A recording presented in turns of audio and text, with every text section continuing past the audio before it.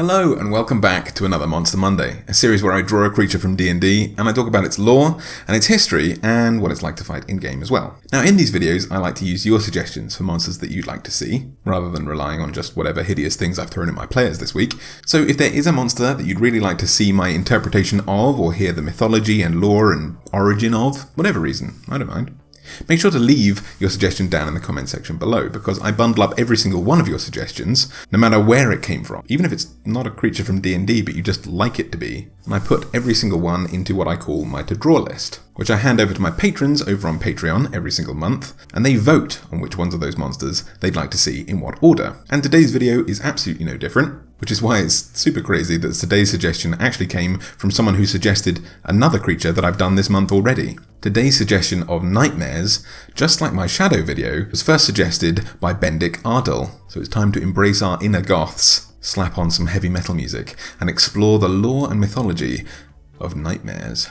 Nightmares are another creature that can trace its D&D roots all the way back to 1st edition's Monster Manual, where it appeared as a dark, kind of draconic fanged horse with flaming hooves which spewed torrents of fire from its nostrils. This more elemental theme was really picked up by 3rd edition, and by 4th edition we saw what I'll call the modern nightmare emerge as a creature purely wreathed in flame, its skin cracked like molten lava, hinting perhaps at the monstrous abuse required to create one of these creatures. The phrase nightmare, referring to bad dreams of course, that have plagued all of us from time to time, literally means night horse. A mare is the term for a female horse. But the mythological creature, whose name forever branded our bad dreams with its moniker, can be traced back well into the 1st millennium. The Kuchema in Old French refers to a demon horse, borrowing the word Mara from Old Norse, which I didn't mean to make rhyme, but it did.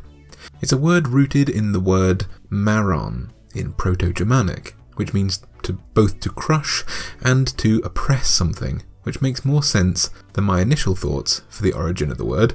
I thought that its origin would be in Mara, the demon king of death and desire in Buddhist mythology. But the nightmare creature is another representation of ancient sleep paralysis stories, just like those I covered in way too much detail in the Shadow Monster Monday. In these stories, a sleep paralysis victim would recount a tale of a demonic, terrifying shadow horse trotting into their room and riding them, sitting on their chest, and the weight of them crushing and pulverizing the chest of this victim in a perverse role reversal of human riding a horse. Although this sounds like a demonic payback for being used as pack animals, I can totally see the terror in this.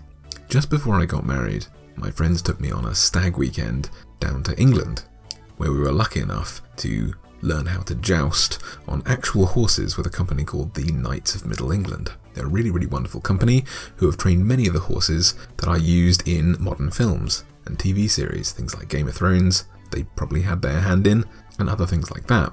Before this point, I'd never even touched a horse before, and to be honest, being pretty heavy set, I was kind of nervous about riding one. I felt like I might hurt the poor thing by sitting on its back, but I was given this absolutely massive horse to ride. And it became immediately apparent that this enormous thing could barely even register my weight on it. Horses are incredibly strong creatures that tower over humans. And although they are beautiful and graceful, they are basically pure muscle.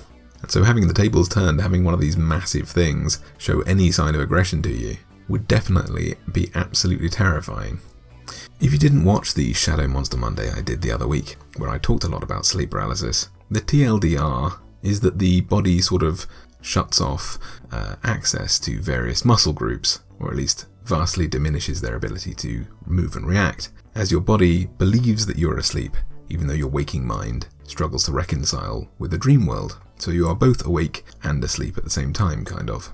One very serious part of that, one muscle group, are the chest muscles, and to some extent, the intercostal muscles between your ribs. These muscles don't freeze anywhere near as much as the ones in your limbs, because we still need to breathe even when we're unconscious. But as we're asleep, there's no need for us to gulp down huge quantities of air, because during sleep, all of our metabolisms and all of the 1,000,001 things that are going on in our body while we're awake are greatly reduced, putting them on, let's say, standby mode. So we actually need less oxygen. So when someone wakes up during sleep paralysis and they begin to panic, they begin to exist in this kind of waking nightmare state, their body naturally wants to flood their muscles with oxygen so you can fight what you're afraid of or sprint to safety. But as your body still thinks that it's asleep, it won't let you inhale as much as you need to, making it feel like there's a huge weight or pressure on your chest preventing you from fully breathing in, almost like you're being crushed. And thus, the night horse who rides humans and suffocates them was born. Nightmares in D&D are one of the cruelest creatures in existence. Or rather, the creation of a nightmare is one of the cruelest things in the D&D universe, at least in my opinion. Because although they are foul creatures who eat flesh, unlike any other equine creature, or, well, any natural equine creature, nightmares are not born, they are made.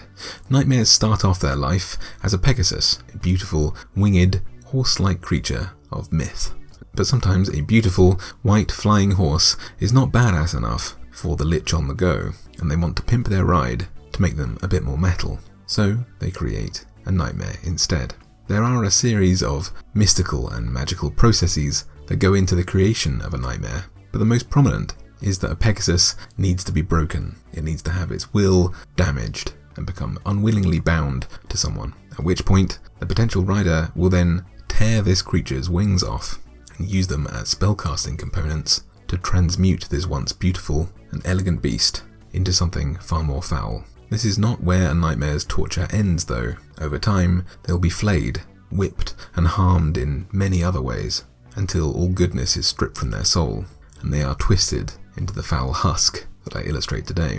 To emphasize this kind of torturousness, and to hammer home the implications of what creating a nightmare is, I thought I would make a far more fleshy, far more barbed, far more pained creature. The burning flying horse seems almost to gloss over the horrible things that have been done to this creature in order to make it. So I wanted to have something whose mane, instead of being flame, is perhaps its former skin, nailed into its flesh, which has warped into scything talons, spikes, and raw muscle, all nerve endings on display and in agony. There is no question that in order to create a nightmare, one has to become truly evil. It is without a doubt one of the most selfish and hideous acts that any creature can perform, and to ride one without acknowledging its suffering is beyond ignorance. I do imagine these creatures being able to catch themselves alight. Perhaps when they fly, as all nightmares can, this creature will burst into flames that won't harm its rider, and the memories of its wings will be formed out of the embers of its body. Despite the hideousness that is required to create such a creature, they are immensely useful. They can fly 90 feet per round, or run at 60 feet. They're incredibly strong at strength 18, and are immune to fire damage. They understand abyssal, common, and infernal, but they can't speak, and they pass on their fire resistance to anyone riding them. Their hooves deal 2d8 plus 4 bludgeoning damage, or perhaps in my version slashing damage, and a further 2d6 fire damage, which is quite a lot for a challenge rating 3 creature. And it can effortlessly traverse the many planes of reality, shifting, as a main action, itself and up to 3 other willing creatures within 5 feet of it, into the ethereal or material plane depending on where it stands. But, in my opinion, the process of making this creature is so much more barbaric, so much more heinous than its uses could ever be, that there is no reason to make one of these creatures, and anyone who has marks themselves out as a true target for any adventurers. Anyway, I hope you enjoyed today's video. I certainly did. I love drawing this creature because you know I'm into my body horror.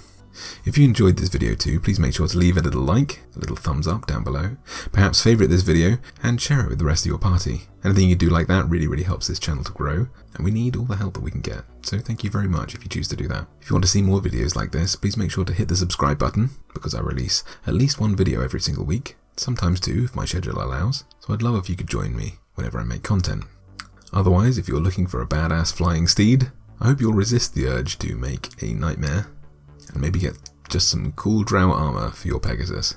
So until next time, remember that the monsters may not always be the creature, but could be the person who creates them, and happy monster hunting.